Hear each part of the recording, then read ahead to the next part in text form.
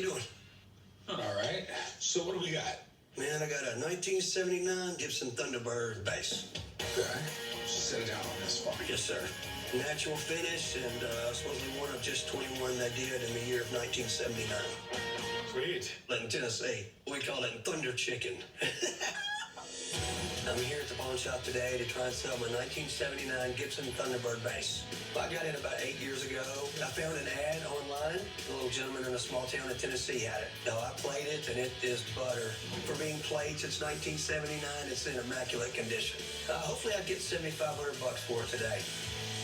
This is cool, but you kind of got me, man. I don't think I've ever seen one of these before. Gibson's just one of those great American companies, though. I think they started in, the early 1900s. Right. They're still alive and kicking today. Right. I don't know that much about the Thunderbird model. This 79 natural finish, they only made 6, which would make it the rarest production run bass guitar Gibson's ever done. Okay. And there's nothing that sounds like a Gibson Thunderbird. The old humbuckers that are in them just have a tone, and you can't duplicate these new instruments. So, Do you mind if I... Go ahead. Okay. Knock yourself out.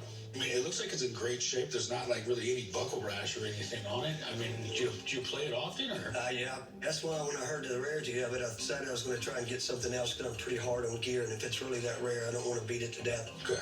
How much are you looking to get for it?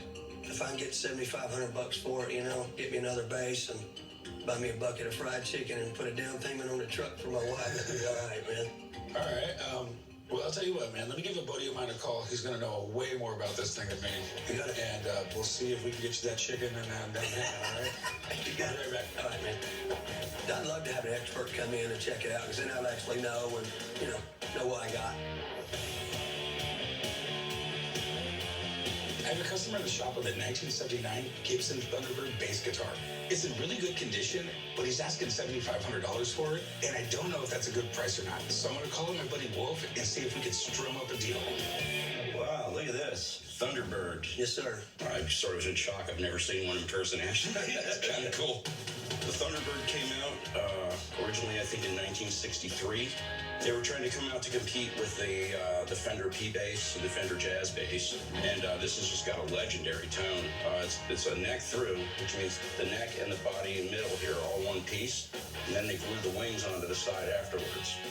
So with this all being one piece that you lay the fretboard on, it's got a lot of resonance, really, really thumping low-end tone. These are really highly sought after by bass players. It's okay if I pick it up? Yes, sir. Thank you. Let's see. Oh, wow, not even too brashed out on the back. You took care of this. Original tuners? Yes, sir. Sweet. So if this is all natural in 1979, they did not make a lot of these at all. Yeah, this is a beauty. Give me an idea of what it's worth. These are very rare. I think Gibson in 79 did 20 or 21 basses. 6 of those were natural finishes. I think 3 of which currently have been destroyed or lost. To see this in front of me, it's kind of cool. So you almost like a unicorn.